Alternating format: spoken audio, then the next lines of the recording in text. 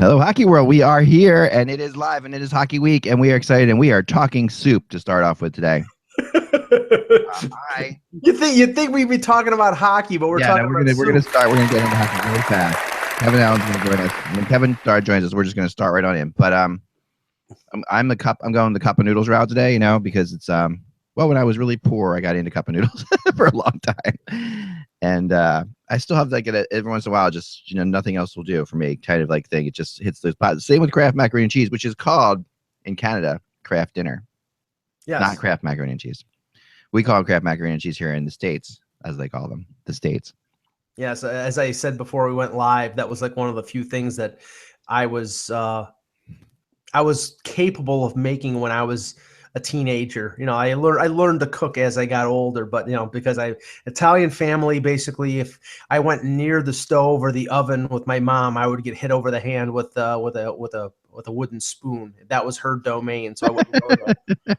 But now now living on my own for a long time, I have learned to make my own soup. And as I was telling Ak, I made my own little homemade creamy wild rice and chicken soup because it is getting a little bit of a chill in the air in October in Buffalo. So I like the fact that the picture of Mike making soup, chopping up the celery, chopping up the carrots, the chicken. I know it's not bad. That's good. You see, I mean, I'm lazy because I'm pouring in the water. Well, I'm single, so and women do like men who cook. But yeah, well, that's true. That's true. And there's something that I got to get into later. We have a possible sponsor that's going to help us with that, actually, believe it or not, because I've been talking to a company called Blue Apron. I don't know if you know Blue Apron at all, but it's awesome company.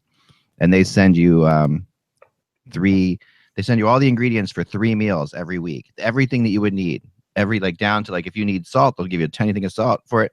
Everything you need, including directions, and you can make these 3 meals. And I've been recommending it to people, and there have been so many people that have joined up because of my recommendations and because of my in-laws' recommendations and my mom's recommendations. All these people who are just totally into this, that I've decided that it's time we just take them on as a sponsor because I'm actually very good at selling this thing. So wow, we're gonna take them on at some point here in the near future. But for now, it's fill to line and cook. We're sponsored by Big Cup of Noodles and Mexican Coke. Right, this is the big cup of noodles, not the regular cup of noodles. This is a big cup of noodles, which is actually kind of disappointing because you would think a big cup of noodles would be filled to the top, but it's really only halfway full. Well, that's one of my pet peeves when it comes to okay, I'm sorry, I love potato chips. And you get this big bag of Lay's potato chips, and you open it up, and there are chips about halfway in the bag. Right. It's okay, if you're gonna spend $4.29 on a bag of chips, I want it filled to the seal on top. That is why Pringles is the only way to go. Oh my, yeah, but they're not. Sorry, maybe. You don't like Pringles either? I may be offending a potential sponsor, but I'm not a big Pringles fan. I'm Lay's potato chips. I don't see them sponsoring us anytime in the near future, but I do think that's pretty interesting that you're not a Pringles fan at all. Yeah. Plus, if you ever noticed, and I have to be conscious of this since I'm trying to maintain my figure. There is the amount of fat and the amount of calories in a serving of Pringles is obscene. It's basically you could eat 8 ounces of regular potato chips as opposed to 3 Pringles chips. They're ridiculous. Yeah, that I do agree with. That it makes sense to me. There is definitely a lot of. Let's start the show though, because we're going to wait for Kevin in. Okay. Kevin will be here soon, and we're going to get into some news first, and then we'll get into some wacky predictions today because this is the official day, and I have my wacky prediction blog from last year actually as well. I found it. Are we going to critique that? We might a little bit.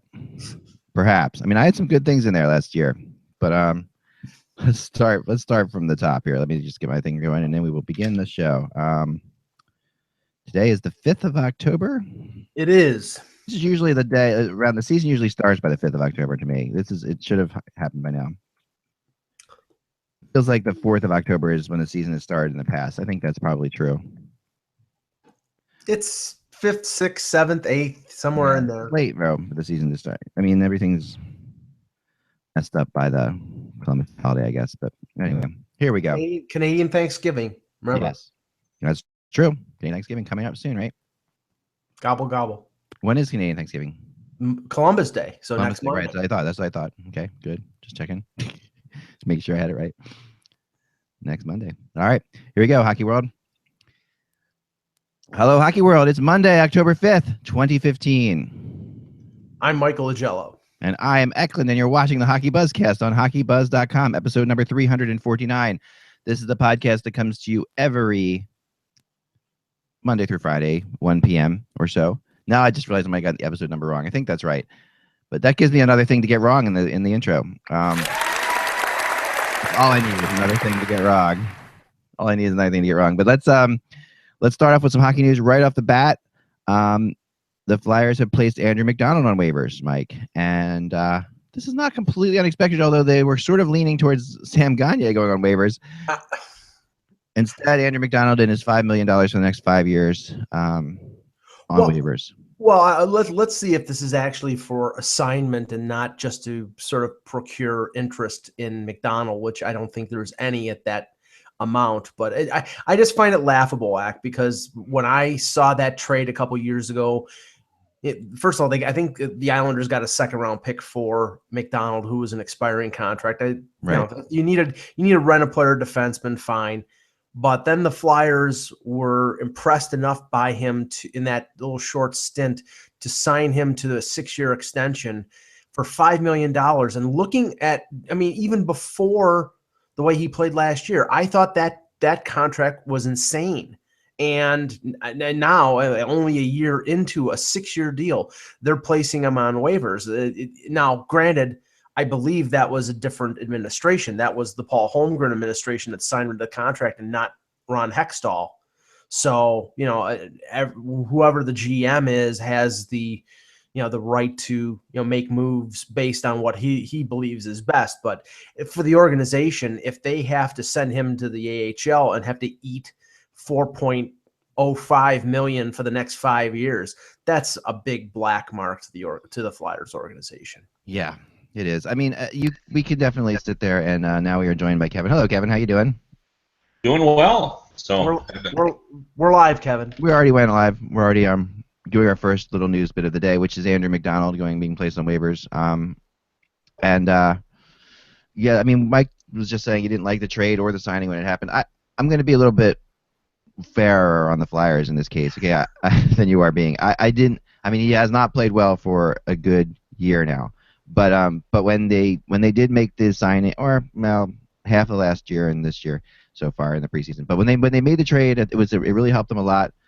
When they made the signing, I didn't totally disagree with it because he played that well, and the guy does always sit near the top of the league and block shots, which is something that the Flyers were lacking defensively. Were blocking shots, plus he can move the puck. So if you're a shot blocker who can move the puck, that's not terrible. Now he has become a little bit weary in his own zone lately, and not very good at clearing the puck, and certain things. His first pass has gone downhill in a big way lately. But I didn't disagree with the Flyers trade or signing, and I also don't disagree with them sending him, putting him on waivers today. So there's a little bit of revisionist history, I think, and a lot of people. There were a lot of anti-McDonald people when this trade was made because the Islanders had their anti-Andrew McDonald people. He had definitely had problems on the island, but really did seem to get his game together when he came to Philly. I'm hoping maybe if he does get sent to the minors, he gets his game together there a little bit, perhaps, and comes back up at some point. But I think the Flyers are. I think it's a good move. It's hard to give Andrew McDonald a spot and not and also send Shane Gosselaar to the minors. There's certain things like when you look at the pre-camp, Andrew McDonald, what Andrew McDonald did in camp, you can't really give him a spot. And then still be tough on these other defensemen. Kevin, your thoughts on this one? Well, I guess I'm leaning more toward agreeing with you than Mike, only because I remember exactly when this trade came down, the original trade. There were a lot of teams interested in McDonald. He was kind of what a lot of teams were sort of looking for at the time. But saying that, there was a lot of criticism of the deal that he got, the contract, as being, that they were. They were overpaying for what they were getting. And, now McDonald's going to be in that position that some guys find themselves in, where his contract is going to get in the way of him playing hockey. Yeah. because his cap hit is going to be too much for teams to take in, even if they were interested in him and wanted to take a chance on him. You're not going to be able to bring up. What's his hit? 5. It's 5. 5. 5 right on. Yeah. So it's not going to be. I was thinking it was 5.25, but so $5 million. How are you going to bring him in? So he's going to be sitting in the minors. The Flyers aren't going to be able to bring him up, and it's going to be a difficult situation for him. This is not a good day to be McDonald. No. Yeah, I mean, Mike? the thing is that they get that $950,000 cap relief, but this is an anchor around the way to the Flyers if they don't think he can be part of their top 6 going forward. I mean, they don't get any cap relief by sending him to the AHL. As Kevin said, it's going to be tough to find anybody who would be willing to take on that contract. They probably have to retain salary, a significant part of that salary to get it to get a trade done. And they gave up some draft picks to get him, but I think they compounded the problem by it was a situation where they gave up a couple draft picks to get him, and then they said, well, if we're going to give up draft picks to get him, and we want we've got to make that worth our while and sign him to a deal. But the $5 million is the problem, and like any player who goes into free agency now, they get paid a lot more than they're actually worth. They get paid what the market will bear. And he's a defenseman. We've talked about this defenseman before. He's a serviceable defenseman. And when he's playing his best, he's a top 4 right now. He's not. I don't think the Flyers would have a problem trading Andrew McDonald if Andrew McDonald was making 3.25, 3.5. So then Flyers might end up taking money back if that's the case. But I do think they have a problem trading Andrew McDonald right now. I don't think that his value is not very high. I mean, he didn't make the team not just because of his contract. He didn't make the team because he just didn't make the team. And this is not a great defense we're talking about in Philly. So, But there are teams out there that are desperate for defensemen, and perhaps. Yeah, but the only thing I would bring up is there's been a lot of discussion obviously in the last few days about teams. We've reached the point now where budgets and cap positions are stretched to the point where they can't afford to take in anyone who's being overpaid. So I think Mike's position is probably accurate on that. I mean, it's hard for that to take even a little bit of salary. Like they're getting rid of guys like that. Even if you're even if you need defense, it's hard to justify taking McDonald in at $3 million. So, and to that point, Kevin, the teams that have the budget to be able to retain salary to move players to make it worthwhile for another team to take on that player, there's a limited number of spaces that you can retain salary and a limited number of spaces that a number of players you can buy out. Right. And those teams are running out of space. Like Toronto, for example, they can retain salary on one player this year until another one drops off at the end of the year. They've already bought out one player that's going to last a couple years, so they can buy out, I believe, 2 more, and they can retain salary on up to 3. But after they do that, they can't do any more of that. And those teams, they run out of space, so everybody's sort of locked in a little bit. Yeah, and then there are a lot of teams too, and this is, the one element that I think fans always forget about. There are teams that simply won't stretch their budget. They may have cap space, but what their budget is what their budget is. So, it's an artificial cap. So, it may look like, well, they got plenty of room, they should take this guy and take a prospect back, but they don't have the resources in order to pay more than their budget. They, their revenue stream isn't such that they want to pay an extra $3 million. So there are other waivers to talk about too. We'll just go through some of them that I have quickly so far. There's also news that's just coming out actually that the Devils and Marty Brodeur are going to hold a press conference tomorrow at 1 o'clock. That's interesting. I don't know. That's the Devils and Marty Brodeur. I don't know what that's about necessarily, but that's... Well, it seems fairly obvious. What do you think? They're going to retire his number. Oh, it's just a number retirement. Okay. Yeah. What else would it be? I don't know. That's why I was. He's part of the management team in St. Louis. He's not leaving St. Louis to join the Devils. No, I know. But okay. So never mind then. Forget I said that. I obviously am way behind on things. Vancouver has put Vey and Corrado on waivers. Calgary's put Paul Byron and Mason Raymond on waivers. Mason Raymond's an interesting one because he's only in year 2 of a deal making $3 million a year. So already they've soured on, and I meant not to say that these players cannot be redeemed by playing better, or they may not even go to the AHL. They may be placed on waivers to sort of attract attention out there. But they signed him to a 3-year, $9 million contract, and in year 2, they're already regretting that deal. Yeah. And I'm surprised at this. I thought Mason Raymond really had revived his career. I was a big Mason Raymond fan, and he had injury problems last year, and he definitely has had injury problems, and he's had injury problems before last year too. It's the beginning of it that. So the other big news is sort of surrounding Montreal right now. There's a lot of stuff going down in Montreal at this point. Of course, I don't know if I'm sure you guys heard over the weekend of Zack Kassian's. Yeah.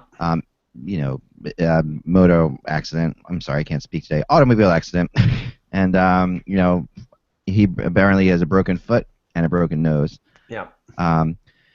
And they asked Mark Bergevin, do you think this is a wake up call for Zack Kassian? And he said, I don't know how many wake up calls you get. Mark Bergevin's response was, which is not a good response from a coach. And then Bob McKenzie, who has spoken out on this, says Zack Kassian's immediate future may get clarified later today. Lots of moving parts, including injury status with Habs, status with NHL.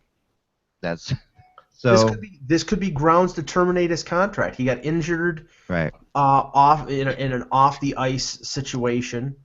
Apparently, from the report, you can't possibly terminate his contract because of this. Do you think? Well, okay. I know that Minnesota, with the incident with Josh Harding, when he injured himself off the ice in a fit of rage, they didn't vacate the contract, but they did send him to the minors, and then he never played for the Wild again. Kassian has had problems on the ice and off the ice with Buffalo, with Vancouver, now with Montreal. He's got a lot of talent, but he's been in a little bit of trouble. And according to the reports, this accident happened at 6 a.m. Over the weekend, and he wasn't driving the vehicle. But it's just, this is just not good for a guy who was looking for a fresh start in his career to do this. And I don't know. I don't know what the tolerance. Is that kind of a good thing? Him not driving the vehicle. I guess I don't know. We don't want to make speculations. Right. I'm not. I'm saying there's a lot. I don't think that. I don't know, Kevin. Can they terminate his contract because of this? I'm not a lawyer. I don't know, but that seems to be trendy, don't you think? That's what I'm saying. Can you imagine, if he gets terminated, we really are going on a slippery slope we talked about. Yeah. No, absolutely, and. It just seems like with the number of people who were in the NHL last season who no longer, it's well over 100 people. Yeah, I heard 120. Yeah, really? So my point is that there is an appetite to kind of start fresh and to use younger players. So this would fit into that. I just don't know if it's possible. The interpretation of the morals clause, car accidents have happened before. We've never seen guys. Yeah, exactly. But I guess it would depend on by an accident by definition to me would suggest if it's an accident then it's an accident, right? Right. We don't know, and then he wasn't driving. That could be. He could argue, well, I couldn't drive, so I had somebody else drive, which is a good thing. But very positive thing. Yeah. And that's a good lesson to told. Montreal also placed Jakarski on waivers today, which means that it'll be Price and Condon. On that, right? Their goalie? Or for Cali. But that seems like it's going to be Condon from what I was hearing. Okay. Which neither Condon or Cali have played in the NHL yet, right? I'm correct about that? Well, I think we're fair. I think we pretty much know that Carey Price is going to probably play 70 games. Yeah, but again, do I have to go down this road? Come on, you know what I'm going to say. I know, Okay, so Condon, Jakarski at least has been in a couple games, has played under pressure situations, was good in those situations, had a half decent year last year. Based on everything Russ has said, he thinks Cali is going to be, somebody who's going to be a very good NHL goaltender, and if that's the case, and he doesn't, and the Montreal Canadiens don't think that playing in the AHL is really going to be beneficial to him. Playing games in the NHL is more beneficial. But this is exactly my point. If he's going to be that good, and everybody thinks he's going to be good, he should be playing in the AHL a lot, and that's fine. Let him be, and then so I guess he's already been sent down, hasn't he? Right. He's been sent down. Yeah, if it's Condon, I mean, I don't know much about him. I haven't seen much of him. So I mean, either Tokarski played very bad. Maybe we see Fucali come up and play games and then get sent back down as a back, because you wanted Fucali to play a lot. You don't want him to sit behind Price for 65 games. That's not going to help him. So Montreal has lots of stuff. It's a really turbulent day in Montreal for sure. With some people picking them to win the Stanley Cup that I read about today, which is what we'll get into shortly. We're going to get into our wacky predictions shortly here, where if you have any wacky predictions, I know, Kevin, I'm not sure if you have any, but I'm sure you can come up with a few off the top of your head. You're just wacky enough to do that. Yeah, I probably can, yeah. Good. I thought the most interesting waivers of the weekend were the Edmonton Oilers with Nikita Nikitin and with Ben Scrivens. You're talking about, between the two of them, almost $7.5 million in salary this year. Now I believe they're both UFAs at the end of this year. But Edmonton did a lot of things that a lot of people didn't predict they were going to do. They just sent Draisaitl down to Bakersfield this morning. They sent Darnell Nurse down to the AHL, and now they've eaten around $6.5 million in salary by sending Nikitin and sending Scrivens down to Bakersfield. So I mean, they're making decisions that I don't think that the previous administration would have made. That's a good point.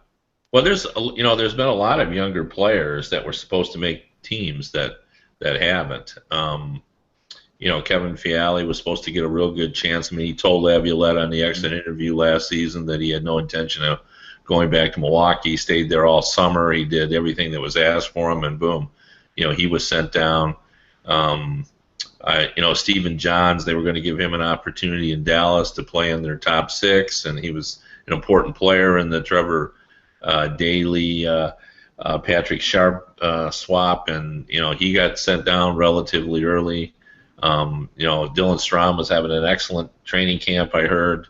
Everybody says, well, he's got a real legitimate shot now to make the team, and he got sent down. I'm trying to think. There's been some other guys too. Michael Del Calle did not last very long in Long Island. And Barzal they said he'd had a really great camp, and he got sent to the Western Hockey League yesterday. So, yeah, I think that the NHL right now is, I think a lot of teams are taking that tack from what the Detroit Red Wings have been doing for years, and what the Maple Leafs are doing finally now is if these guys aren't like turning heads, send them down to junior, send them to the AHL, and let them develop. I mean, you're burning up a year or two of an entry-level deal when a player is not a complete player, and it just doesn't make financial sense to burn those entry-level years when the players aren't ready to play in the NHL. Yeah. I mean, let's get into Detroit too before we get into the wacky prediction.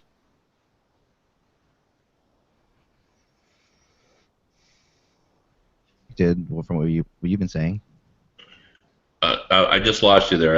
I'm sorry. So Dylan Larkin makes the team today. That's not too unexpected, correct? Well, no, actually, it kind of was unexpected because they have. Who did they put on waivers? Because they had a lot of difficult.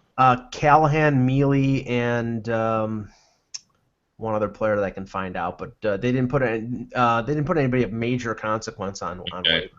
Okay, maybe they had an injury that I'm not aware of. But they have a couple, right? I mean, Darren Helm, I think they put on long-term injury reserve. They were expecting him back, so that's news. If that actually that I heard this morning on XM.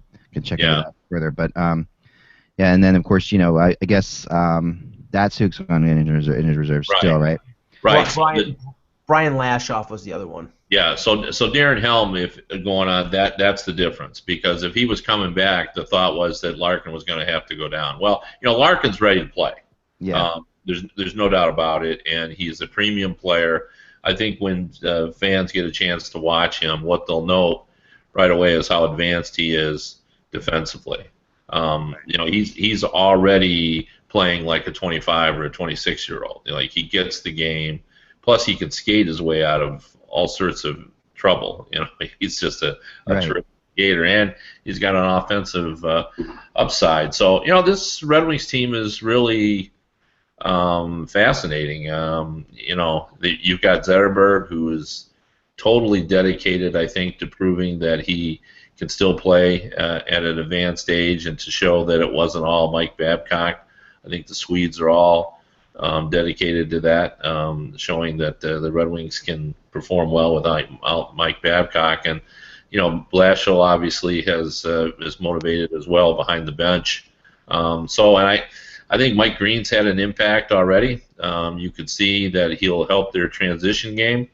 That they had guys that have done a pretty good job on defense, but none of them move the puck the way Mike Green can. So I think this Red Wings team is a legitimate contender.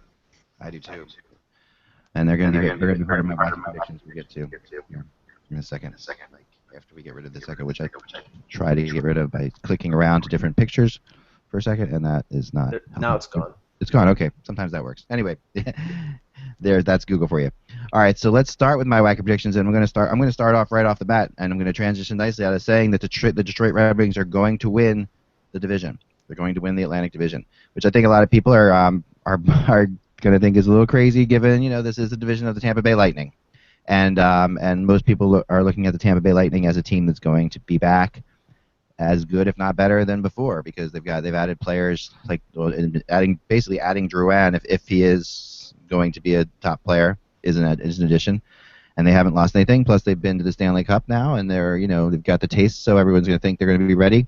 I wonder how good they're going to be as a regular season team. I do think that they're going to be strong. I don't think they're going to miss the playoffs or anything like that, but I think the Red Wings, and the reason I say this is because I really feel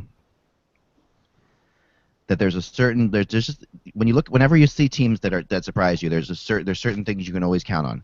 One is often it's with a new coach. Look at Laviolette last year. Laviolette comes in last year, and Nashville, has that. Blashill could have the same effect.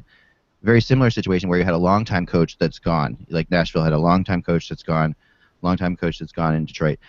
Plus, I really like Mrazek. I like the goalie. I like Mrazek as a goalie. I think he's going to be a top goalie in the league. I think he's underrated, and I think he's going to take over the job there. I know the injuries early in the season are what they are, but at the same time, this is a team that has shown so much that they have such a great system that they can play with injuries and not let it affect them. I think expectations are very different, it feels like, from the outside looking in on Detroit. Because of the coaching change, because of the excitement of Dylan Larkin, and I think it's great that Dylan Larkin made the team. I don't know that they planned it like that, like you're saying, Kevin, but I think that it's great that he did. I think they're gonna have a real difficult time when Helmut gets back figuring out what to do, because they're gonna have a lot of spots where maybe he ends up going back down for a while. But I think when you look at the fact that their top center, like you've said before, could be Brad Richards, I think that it's hard to really send guys down from the offense. I think their defense is solid. That's my first prediction. Kevin, thoughts? Well, I don't think it's outrageous. I really don't. I mean, I have Detroit as the number 2 team in the Atlantic, and I think they're a 100-point team. I really do. So it's certainly possible, and they pushed Tampa Bay to a Game 7 last spring. And I'm not sure that I think Mrazek is underrated, because he's so pretty highly thought of around the NHL. He's pretty cocky kid, and I think that's what everybody knows. And he won an AHL championship, and he's pretty mentally tough. Like, he gave up some bad goals last season, but it never bothered him. Like, unlike what we saw from Jimmy Howard, where he gave up one bad goal and then you thought, oh boy. The roof is caving in. With Mrazek, he'd give up a bad goal, and then suddenly he'd look like Superman. So I think that's the difference with this team. The other thing too is that Zetterberg. When I said about Richards, that was the thought process that maybe Zetterberg wouldn't be able to play center anymore because of his back, but that's not been the case. Okay. He has his back he's looked very healthy, and he'll be able to play center now. So. That really helps a lot. I mean, you can imagine now if Datsuk comes back and Zetterberg and he were on different lines, and suddenly your top three centers were Datsuk, Zetterberg, and Dylan Larkin, who's going to be a very special player and will someday be a #1 center. So I can't say that I'm totally buying it because I'm bullish on Tampa Bay, but I don't think it's out of the question. Okay, not that wacky. Mike, you seem to think it's really wacky. No, it's not, I don't think it's wacky that. I mean, I think they're a playoff team. I definitely think they're a playoff team. I don't see anybody supplanting Tampa in the Atlantic. I mean, I like Mrazek. I think that he's an excellent goaltender, and if he gets the majority of the work, that will guarantee them a playoff spot. I'm a little concerned about Datsuk's injury at the beginning of the season, but from everything I've heard in the wind, it sounds like he's going to be back probably in November. Fully at 100%. If that's the case, adding Datsuk to that group that they have right now will be fantastic. And Johan Franzen seems to be healthy right now, so if he can stay healthy, that's another veteran addition. I'll go you one step further, Ek, to give you one of my wacky predictions tied to Detroit. Everybody assumes that the 1 and the 2 in the Calder is going to be McDavid and Eichel. I think that Larkin is going to be one of the 1 and the 2. I think he'll be a Calder Trophy finalist. I think that one of McDavid or Eichel will win, but I think Larkin will be in the mix. If they do keep him up, I think he has the ability to be in the Calder race. I like that. I mean, and I think even Russ, I think the other day, said he's kind of his Calder pick. He actually thinks that he could outperform the other two. Yeah, and don't forget Panarin. Like Panarin, I don't know if anybody's had the opportunity to see him in an exhibition game, but no. I watched him the other night. Whew. He is a dynamic young player. I remember Ken Holland used to describe Datsuk when he was a young player that he liked to beat the same player 3 times on the same play. And that's the way Panarin is. He is always moving that puck around like he's working the pea in the shell and pea Kanye. He's just moving it around. So he's pretty dynamic, and I think this kid, he's a little bit older. I think he's 22. I think that's right. Mm-hmm. So I think he could be in the mix too. So, but I have a wacky one that's go for it. We'll give it a go. I think Chris Kreider will score more goals than Rick Nash. Now, that was nice 42 goals last season for Rick Nash and only 21 for Chris Kreider. But here's my thing. Chris Kreider is now 24 years old. Yep. And we're starting to hear a lot about how, he's, just more formidable. I think, he's 225 pounds. He's got great speed. We're talking a little bit about Rick Nash's speed being on the decline a little bit. And, Kreider, meanwhile, is entering the prime seasons of his career.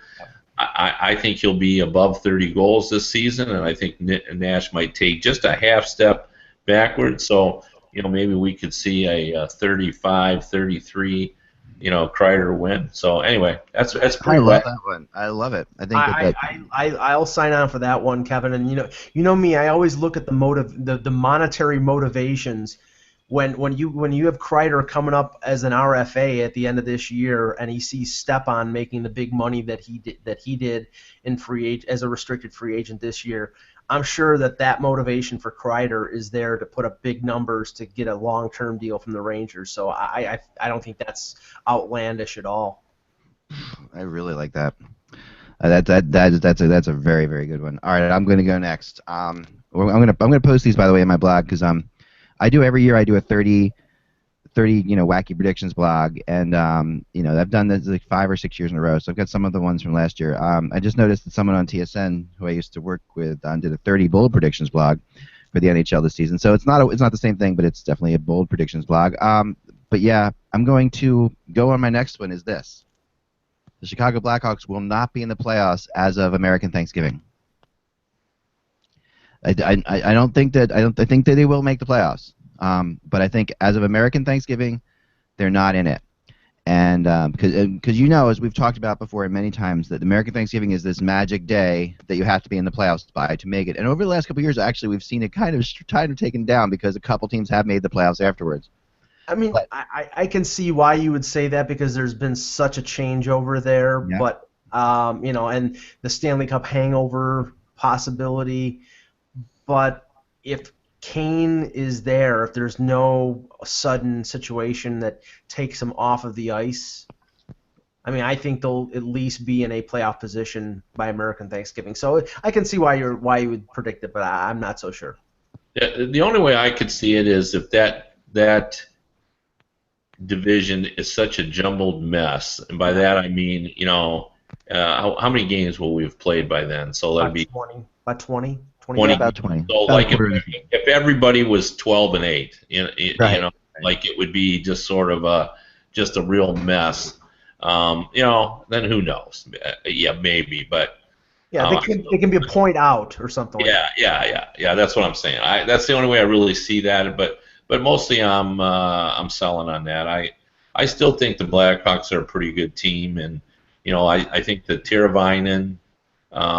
That's the one. Marco Dano is another guy that got sent down. Right. Everybody thought he was penciled in as well. But I think this team is still pretty good, and now they're going to have three pretty good young prospects that are going to be playing, and Teravainen and Panarin and Bond. So it seems like they can replace the guys. The only question is Oduya on defense, and I thought it was kind of sneaky interesting that they've managed to keep Roosevelt, and we've forgotten now he wouldn't.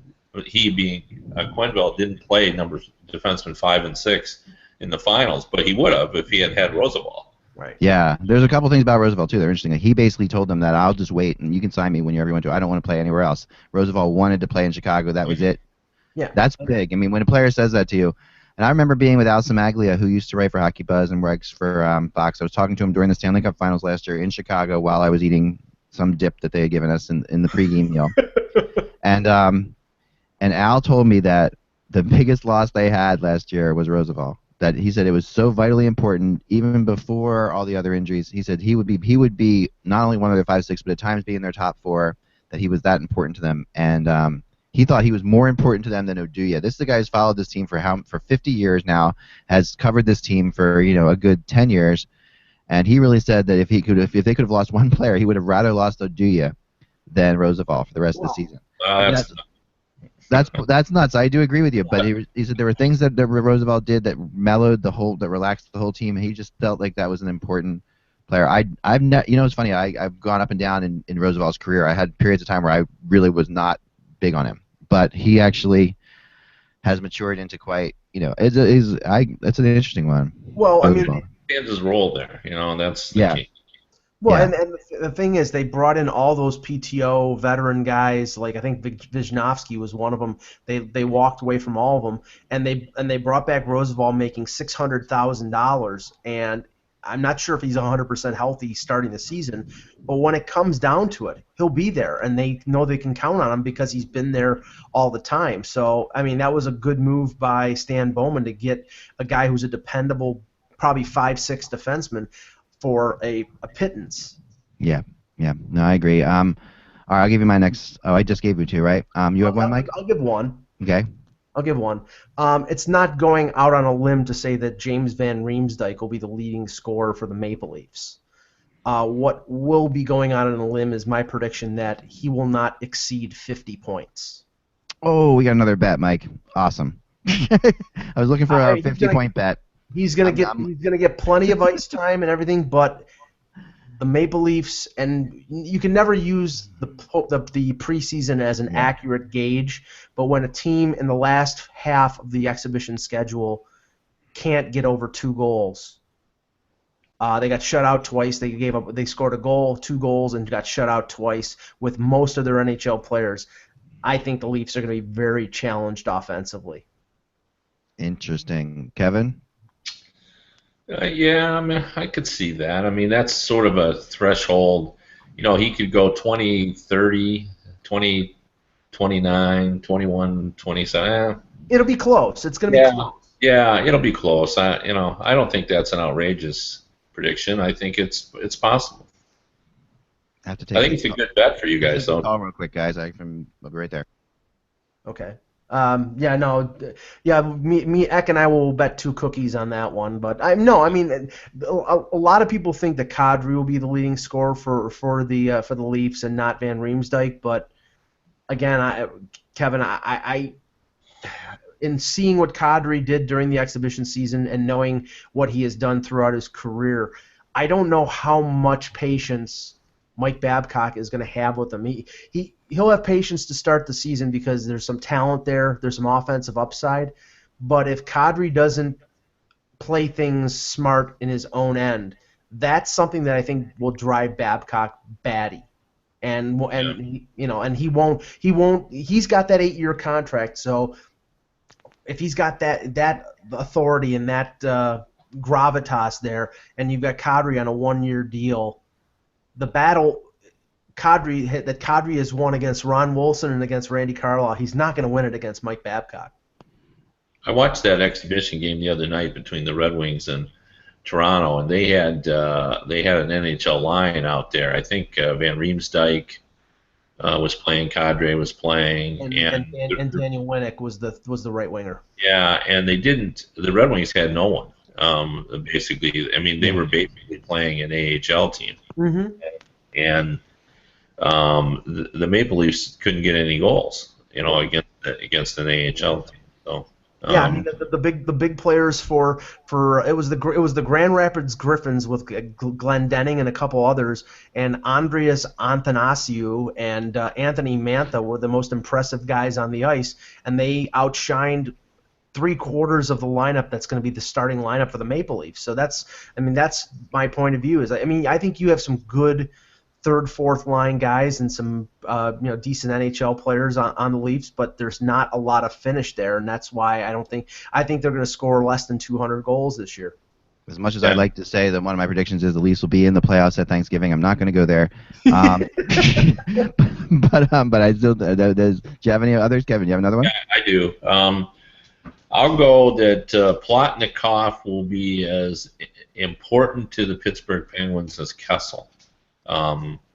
This season. I think that there's a lot of talk about Kessel may get 40 goals, and he may, but Plotnikov is a big-bodied winger who has been very effective in the preseason, and he's proven that he can go into corners, that he is, can really help this team. I think he fits well with Malkin. And I think he's going to get 20-plus goals and just be a factor in so many different ways. So I don't think he'll score as much as Kessel, but I think he'll be just as important. That's a good one. I agree with that. I mean, I think Kessel is going to be shifting around a lot. Like I said before, I think he's going to play with Sidney Crosby in the beginning, but I don't think he's going to end the season with Sidney Crosby. That's just, That's no. I just think the Malkin line looks so good. I just don't. It does. Yeah, That's true. That's true. That's true for sure. Well, I'll stress the word wacky by this prediction, and just because based on the fact that he's going to want to show up the people in Toronto that they made a mistake, I think Kessel's scoring 50 goals. Yeah, I mean that's possible, but I don't think it's impossible at all. I think I liked where that. Like I say, I really like his fit. I think he's going to have a huge relief to be in this situation. We're going to see great things from him, and I hope that. I just want to see if he can play with Crosby. I'm not convinced, and I know Crosby can play with everybody, but not really. Crosby, when you look at his history, Crosby, how many times have we heard, not just with the Penguins, but with Team Canada, they're trying to find the right partners for Crosby. I mean, I'll say this, Zach. I think Kessel has the best chance of being the best player since, say, Marian Hossa.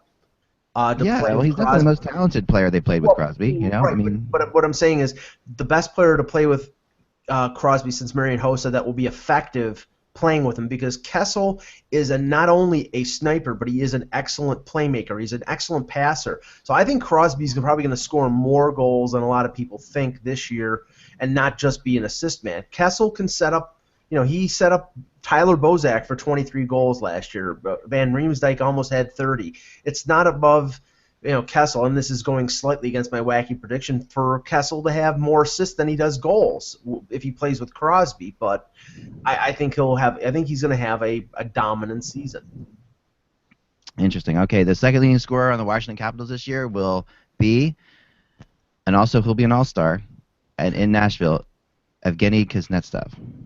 Yep. He'll be at the All-Star game in Nashville he'll be joining Ovechkin. I mean, this isn't too bold, I guess, but I think he will actually outscore Backstrom, who will play, eventually, and get a lot of points. But I think Kuznetsov is going to be, there's two reasons why everybody's so high on the Capitals, right? Kuznetsov and Holtby. They're the two differences because they finally have a goalie, and they finally have another option besides Ovechkin. But what I like about Kuznetsov is he does so many things well, and like if you're to sit there and say who's better, Kuznetsov or Tarasenko, tell me who you think. Who you think's better? I mean, Tarasenko. It's Tarasenko. Yeah. You're convinced it's Tarasenko? I'm not 100% convinced.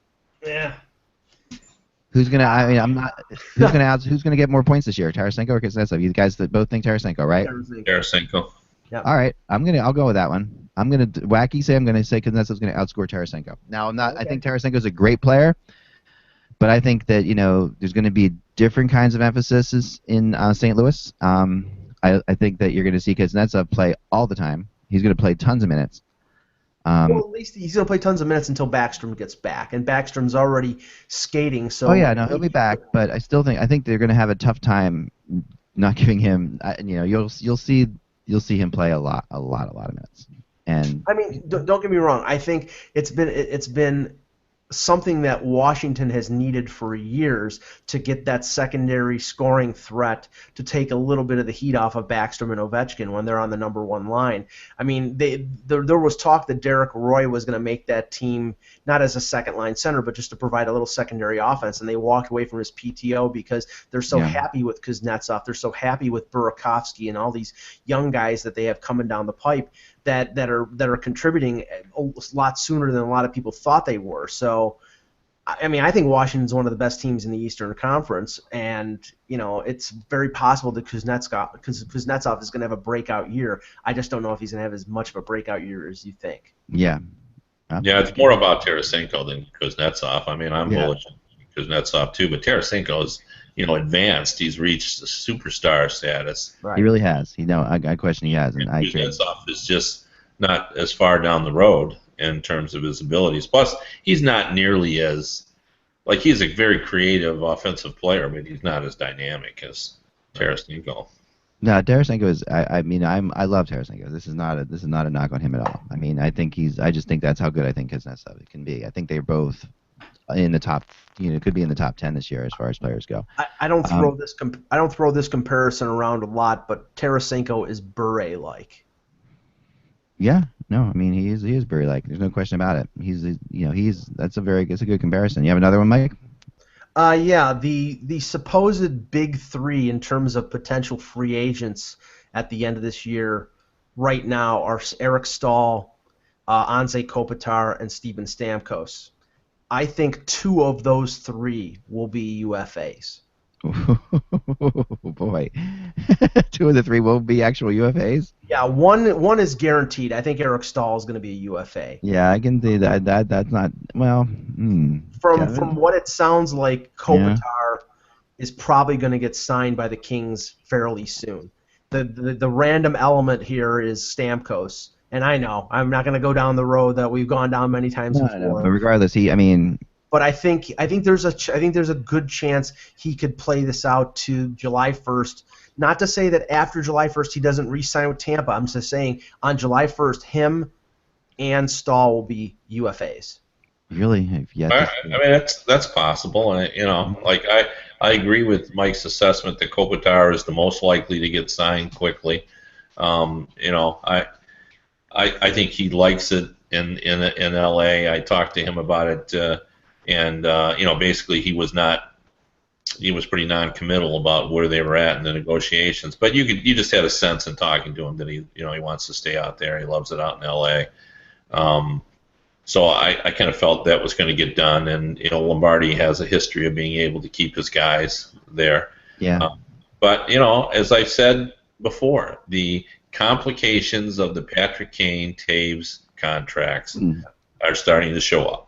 And depending on what Stamkos wants, is it possible that it could fall apart? Yes, for sure. Yeah. I mean, absolutely. I think it's more likely that they get it done, but who knows? Like, oftentimes these decisions, even though they give it a lot of thought, it still comes down to a spur of the moment guess on what you should do. And if Stamkos is, has had a bad week, or who knows what'll happen. So we've never seen a free agent of Stamkos, a UFA of Stamkos' level. I don't think. Have we? Well, not in the recent. Not in recent. In the new NHL, like since the last season. Yeah. I mean, Brad Richards wasn't. He was not good. Close. No. He was good, and not close though to Stamkos. No. Yeah, we had Parisi and Suter. But they're stars, but they're not superstars. Yeah. No. I guess I'd go for that. One's not coming to me, so.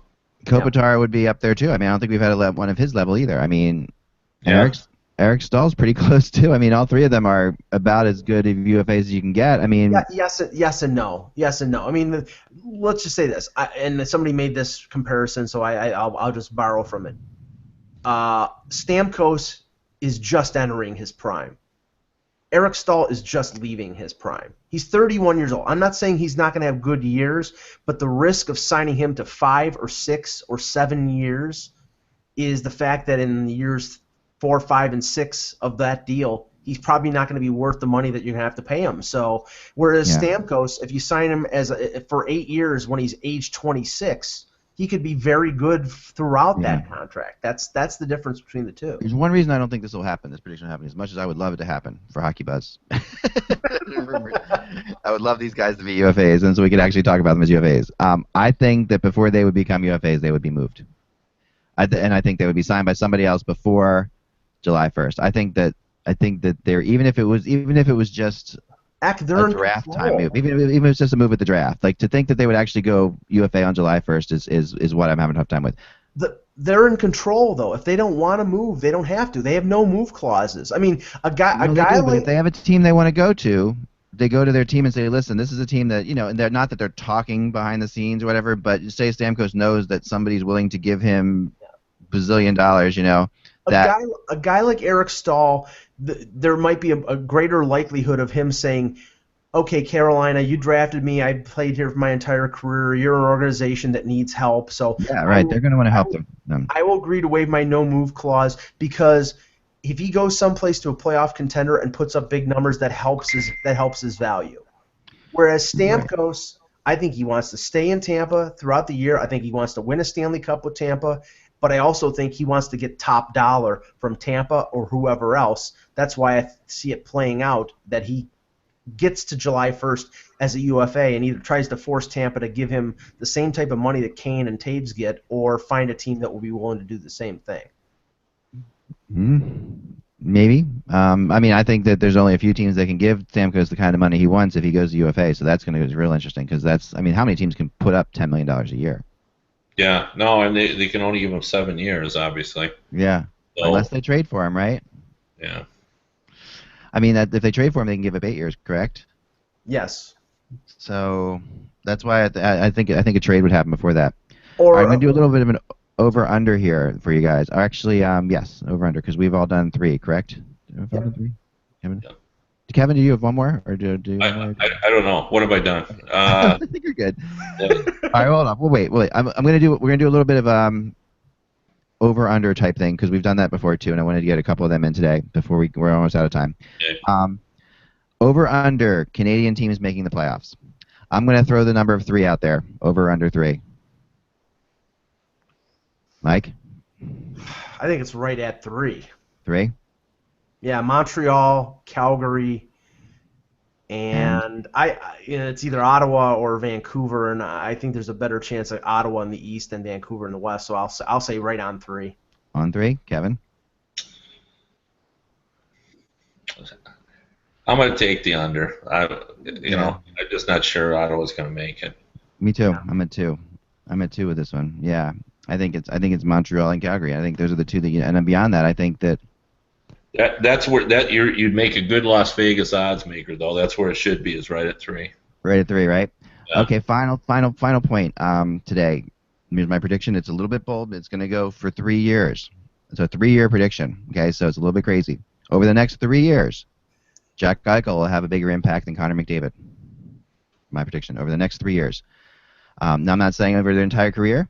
Well, that's a loose interpretation of bigger impact. Meaning his team will be better, and he will put up points that are close enough to argue. Like that, you can't just say better now. I mean, but like points within he'll be within 5 points of McDavid, like that kind of thing. I'm buying that.